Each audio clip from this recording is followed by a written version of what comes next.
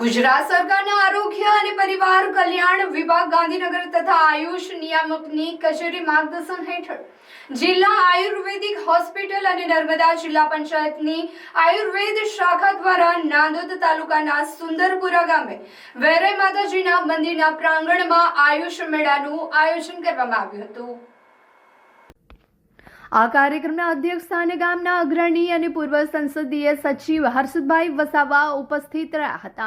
આ પ્રસંગે અગ્રણી હર્ષદભાઈ વસાવાએ જણાવ્યું હતું કે આપણી ભારતીય સંસ્કૃતિની વર્ષો જૂની પરંપરા આયુર્વેદ અને યોગ પદ્ધતિએ વડાપ્રધાન નરેન્દ્રભાઈ મોદીની પ્રેરણાથી સમગ્ર વિશ્વને નિરોગી જીવનનો સંદેશ આપ્યો છે। આપણા વડીલો પૂર્વજો પણ તમામ રોગોનું નિદાન આયુર્વેદ ચિકિત્સા થકી જ કરતા હતા। રાજપીપળા સ્થિત ફાર્મસી દ્વારા વિવિધ ઔષધીય છોડ ઝાડ ઉગાડી તેનું જતન કરી વિવિધ ઔષધિ બનાવવામાં આવે છે। આ ઔષધિઓ ખૂબ જ અસરકારક અને રોગોને જડ મૂળથી મટાડી શકે તેવી હોય છે। તેની શરીરમાં કોઈ આડઅસર પણ રહેતી નથી, તેથી આયુર્વેદ ચિકિત્સાને અપનાવીએ એવી અપીલ કરવામાં આવી છે। આયુષ મેળો ગામના તથા આસપાસના ગામોના નાગરિકોની આરોગ્ય સુખાકારી માટે મહત્વપૂર્ણ સાબિત થશે તેવો વિશ્વાસ વ્યક્ત કરવામાં આવ્યો હતો। આયુષ મેળામાં વિવિધ સ્ટોલના માધ્યમથી હૃદયરોગ, ઉચ્ચ રક્તચાપ, ડાયાબિટીસ, થાઇરોઇડ, સંધિવાત, આમવાત, ત્વચા રોગ, પાચનતંત્રના રોગો, શ્વસન તંત્રના રોગો તેમજ આંખ, કાન, નાક અને ગળાના રોગો અંગે તબીબો દ્વારા નિદાન કરવામાં આવ્યું હતું। ઉપરાંત પંચકર્મ સારવાર જેમ કે અભ્યંગ, સ્વેદન, વમન, વિરેચન, બસ્તી, રક્તમોક્ષણ, નશ્ય તથા અગ્નિકર્મ વિષયક માહિતી પણ આપવામાં આવી હતી।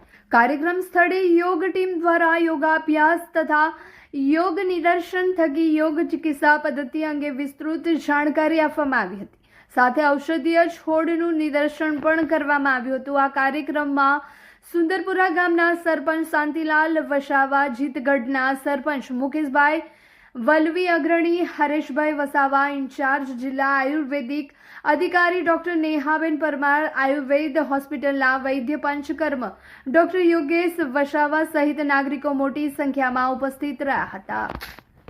એક નાનકડા ગામ સુંદરપુરાની અંદર આજે કરવામાં આવ્યું, જેનાથી આ નાનકડા ગામને જે આયુર્વેદિક ઔષધિઓ છે એનું જ્ઞાન અહીંયા વિવિધ એના તજજ્ઞો, ડૉક્ટરો દ્વારા આપવામાં આવ્યું।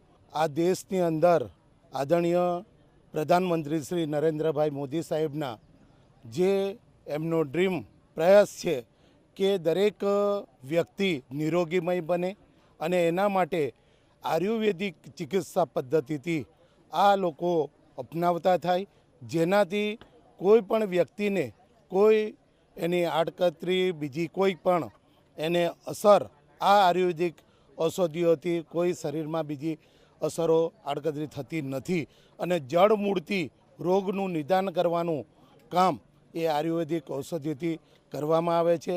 આજે આપણા વડાપ્રધાનશ્રીએ યોગ દિવસ પણ આપણને મનાવતા કર્યા છે કે યોગ આપણા જીવનની અંદર કેટલો મહત્ત્વનું પાસું છે અને એટલા માટે આપણે સૌ દરેક વ્યક્તિ એ તંદુરસ્ત બની રહે એના માટેના જે પ્રયાસ આપણા આદરણીય વડાપ્રધાન શ્રી નરેન્દ્રભાઈ મોદી જે કરી રહ્યા છે એમના આપણે સૌ જેટલો પણ આભાર માનીએ એ ઓછો છે।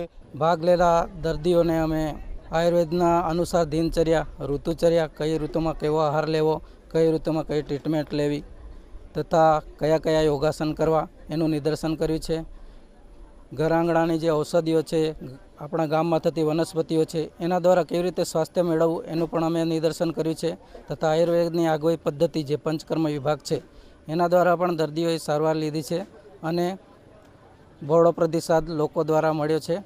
એ બદલ સુંદરપુરા ગ્રામ પંચાયત, જીતગઢ ગ્રામ પંચાયત તથા સર્વ લોકોનો અમે આભારી છે। આ જ રીતે આપ સૌ આયુર્વેદ પદ્ધતિનો લાભ લેતા રહો અને હંમેશા સ્વસ્થ રહો એવી અમે કામના કરીએ છીએ।